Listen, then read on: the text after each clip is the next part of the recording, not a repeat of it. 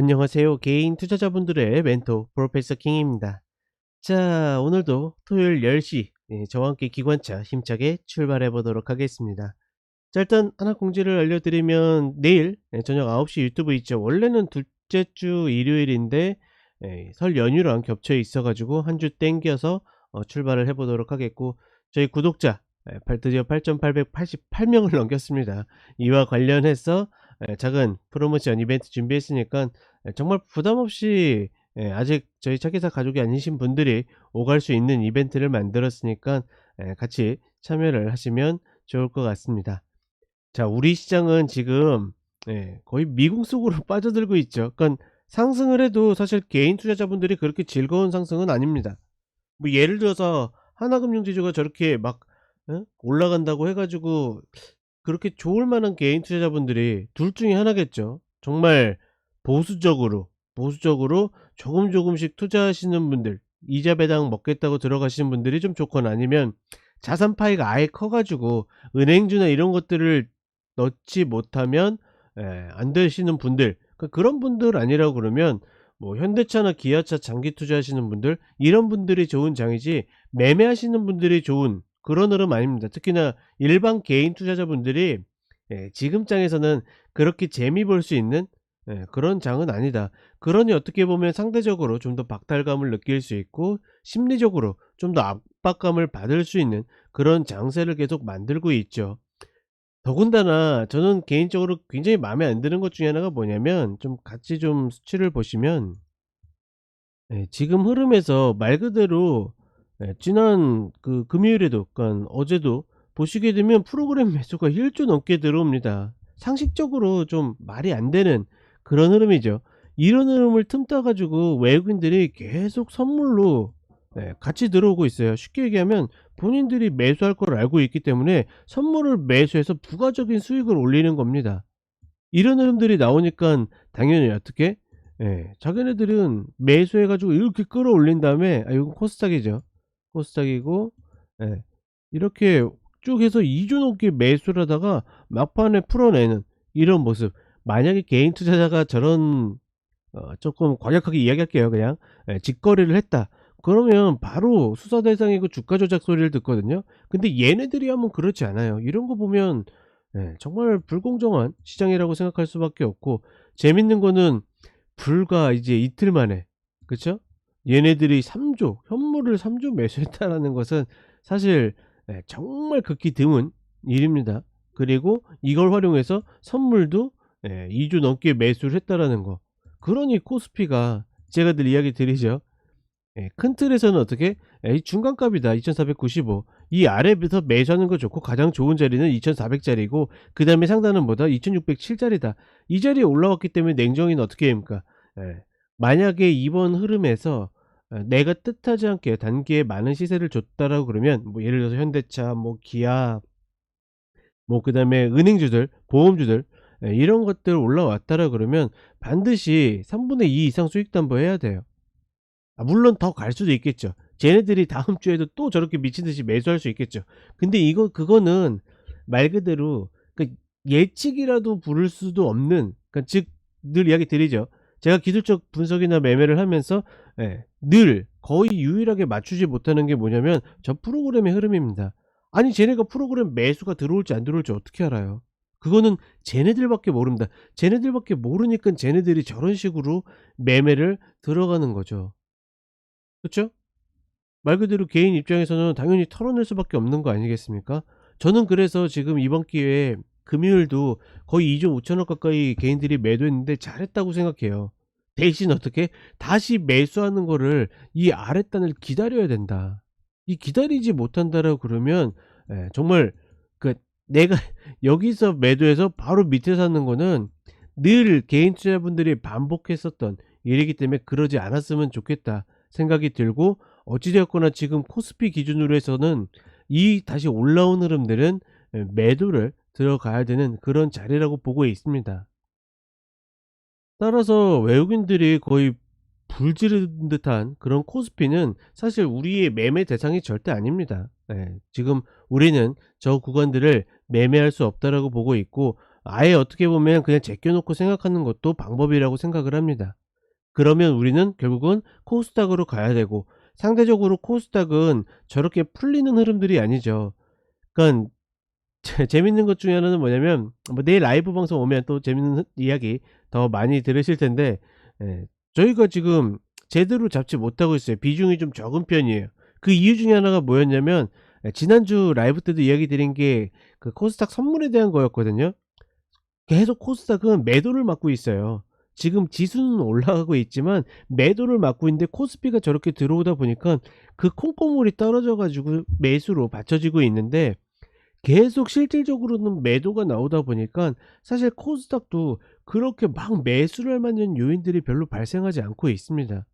그렇다 보니까 사실은 우리가 코스닥을 노려야 한다라고 이야기 드리면서도 타점을 잡기는 좀 까다로운, 대신 이제 굵은 마디들 있잖아요. '아, 여기서부터 물려도 된다. 여긴 다시 돌아온다.' 이런 라인들은 분명히 있습니다. 그러니 굵게 매매하시는 분들은 그런 라인 보고 들어가는 것 자체는 문제가 안 된다. 다만 지금 한 땀 한 땀 하나하나 봤을 때는 시장 전체적으로 좀 만만치 않은 그런 구간들이 있다라는 거 같이 좀 인지를 하시면서 가셨으면 좋겠다. 이렇게 이야기 드리겠습니다. 좀 더 재밌고 자세한 이야기들은 내일 라이브 방송 때 오셔 가지고 같이 이야기 나누면 좋을 것 같습니다. 자, 그리고 오늘 선택한 이제 종목군은 엔터입니다, 엔터. 지금 뭐 카카오 엔터가 여기 들어가 있진 않기 때문에 카카오를 이제 집어넣긴 했는데, 결국은 그 우리가 이 엔터 종목들을 이렇게 어떻게 보면 투자하는 데 있어서 좀 친숙하게 생각하는 이유 중에 하나는 우리가 쉽게 접할 수가 있죠. 그쵸? 우리가 이제 많은 이제 드라마나 뭐 어떤 영화부터 시작해 가지고 많은 가수들, 스타들, 음원들 쉽게 접할 수 있다 보니까 어떻게 보면 우리의 생각들이 굉장히 단순하게 반영이 되는, 그런, 어떻게 보면 그 종목군이 아닐까 싶습니다. 그렇다 보니까 어떻게 보면 굉장히 쉽게 생각하는 경향이 있어요. 우리가 뻔히 보이고 있는 지금 지표나 어떤 가격이나 흐름들을 보는 게 아니라 굉장히 단순하게 '내가 어떤 가 좋아하는데 이 가수 뜰 것 같은데 요즘에 공연 많이 하던데.' 라는 식으로 접근을 하는 거죠. 근데 엔터는 어떻게 되냐면, 제가 보통 식당의 테이블에 좀 비유하는 경우들이 있거든요. 그게 뭐냐면, 특히 그 최근에 지금 그 고전하고 있는 뭐 드라마 제작사들, 그러니까 한 해에 본인들이 제작해 가지고 할 수 있는 파이들이 정해져 있어요. 즉 테이블이 정해져 있고, 이게 만석이 돼서 풀로 돌린다 하더라도 벌어들일 맥스가 있다라는 겁니다. 거기에서 벗어난 게 어떻게 보면 바이오라고 생각하거든요. 왜냐면 신약 하나 제대로 하면 갑자기 뻥 터져 버리니까. 근데 얘네들은 그런 구조를 만들려면 굉장히 좀 어렵다라고 생각을 합니다. 그러니 지금 어떻게 합니까? 어떻게 보면 경기 순환이나 사이클에 굉장히 민감할 수밖에 없는데, 물론 이제 해외에서도 많은 외화를 벌어들이고 있지만 기본적으로 국내에서 이 매출이나 이런 흐름들이 점점 좀 떨어지고 있고, 그러니까 우리 최근에 인기 그룹들의 어떤 초동 물량만 봐도 알 수가 있죠. 뭐 그게 중국 탓으로 돌리는데, 저는 중국보다도 한국 흐름이 좀 더 크다고 생각하고 있고, 그러니까 이런 것들 보게 되면 결국 제가 봤을 때는 경기 사이클을 선행한다라고 봅니다. 그러니까 궁극적으로 드리고 싶은 이야기는 이거였거든요. 그렇다 보니까 지금 얘네들이 먼저 내려왔다라고 생각해요. 그쵸? 그리고 앞서 이제 테이블 이야기는 드렸지만 이거는 뭐 100% 공감하지 않을 겁니다. 왜냐면 저도 부가가치가 굉장히 큰 산업이라고 보고 있기 때문에. 근데 어찌 되었거나 제가 이야기 드리고 싶은 핵심은 경기 사이클에 오히려 더 선행하는 움직임을 보이지 않을까. 그렇기 때문에 내려올 수밖에 없는 거고, 다시 바닥권에 근접하고 있기 때문에 우리는 중간 자리에 접근하는 것보다 이 바닥권을 좀 더 신경 쓰면서 접근하는 게 좀 더 낫지 않을까. 이렇게 좀 판단을 해 봅니다. 자, 어떤 이야기인지 이해 가시겠죠? 자, 종목 보면서 같이 이야기를 해 보도록 하겠습니다. 자, 먼저 카카오입니다. 카카오는 계속 이야기 드리지만 저는 이게 갖고 계신 분들은 되게 기분 나쁘게 들릴지 모르겠지만 저는 별로 안중이 없습니다. 본 종목은 뭐 여러 가지 면에서 차라리 네이버를 가면 네이버를 갔지, 저는 카카오는 좀 아니라고 보고 있고, 뭐 그 이유는 여러 가지 것들이 있죠.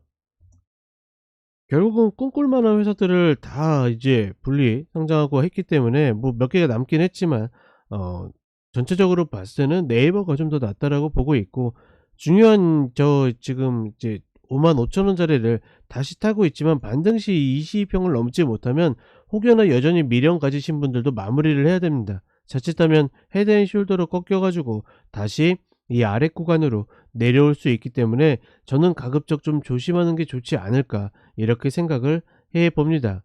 그러니 뭐 카카오에 대해서는 좀 길게 이야기하기 좀 의미 없다라고 생각을 하고, 자 그다음에 하이브 같은 경우에는 사실 지난 흐름에서, 그건 얼마 전의 흐름에서 요 200,000 원을 깰 때 뭐 그렇게 좋게 보진 않았었기 때문에 잡을 이유가 있을까 싶었는데 결국은 바로 추세 전환을 돌리면서 올라왔죠.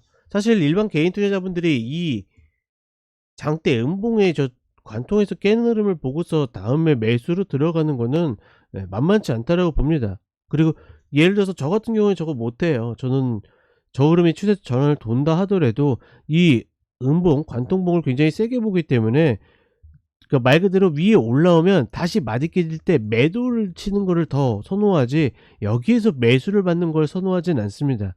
이해 가시나요? 그러니까 시세의 방향 자체를 하방으로 보고 있다라는 이야기인 거죠. 그거는 하이브가 좋고 나쁨의 문제가 아니라고 생각을 합니다. 근데 이번에도 지금 다시 200,000 원짜리를 딛고 있는데, 지금과 같은 흐름에서는 별거 없이 저는 뭐 30분의 추세 전환이 그쵸? 만들어지면 뭐 이거는 매수할 수 있다고 봐요. 충분히 이거는 노리시는 분들은 해볼 만한 가치가 있는데, 그렇지 않은 분들은 여전히 이때 이 매도의 흐름이 하방으로 좀 더 세게 작용하고 있기 때문에 180,000 원짜리 아래에서 기다리는 것이 좀 더 낫지 않을까. 그러니까 이렇게 두 가지가 제시된다라는 것은 이거 아니면 이거다 이 의미가 아니라, 하이브를 좀 더 적극적으로 매수하고 싶으신 분들은 지금 자리에서 추세 전환해도 되지만, 그렇지 않은 분들은 굳이 여기보다는 180,000 원짜리 아래가 혹여나 내려오면 그때 접근하는 것이 좀 더 낫다, 이런 이야기를 드리는 겁니다. 자 그다음에 JYP입니다. JYP 같은 경우에는 일단 개인적으로는 기다리는 자리가 있어요. 이 70,000 원짜리.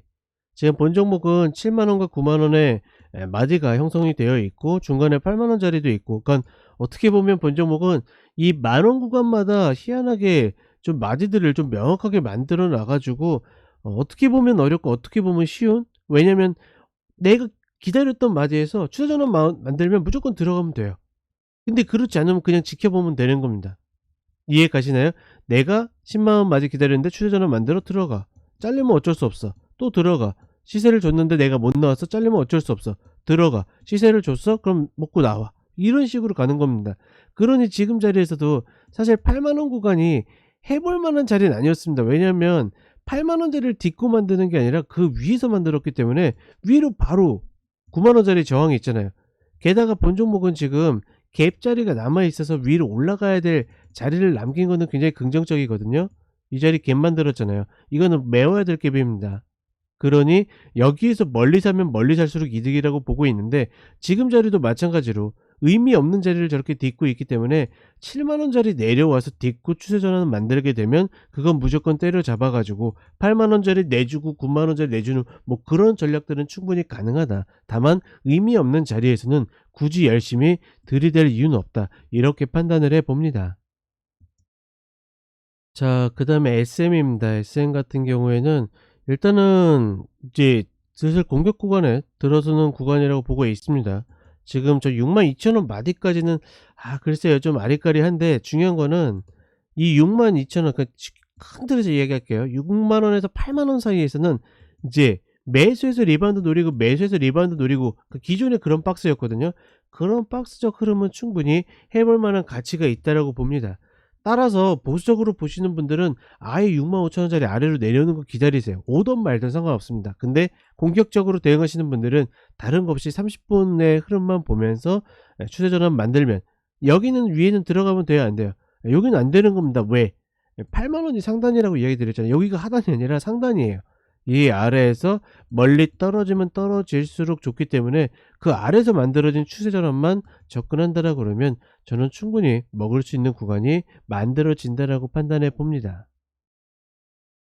자 그다음에 CJENM입니다. 본 종목은 최근에 반등을 좀 세게 했죠. 저는 개인적으로 좀 의외라고 생각을 했고, 다만 글쎄요 이 시세는 충분히 예측하고서 대응할 흐름은 됐지만 사실 손이 가지 않는 그런 하락 구간에서 나온 반등이었기 때문에 저는 만만치 않다라고 생각해요. 지금도 120평 딛고 올라가지만 양훈 상단에 걸쳐 있죠. 그렇게 되면 사실 매도의 관점이 더 중요하지 이 돌파에 대한 관점은 좀 아니지 않을까라고 싶고, 지금 이 75,000원에서 80,000원 사이에서는 매도를 혹은 비중 조절을 해야 되고, 다시 60,000원 자리가 내려오면 매수하는 이런 관점으로 가는 게 가장 편안해 보입니다.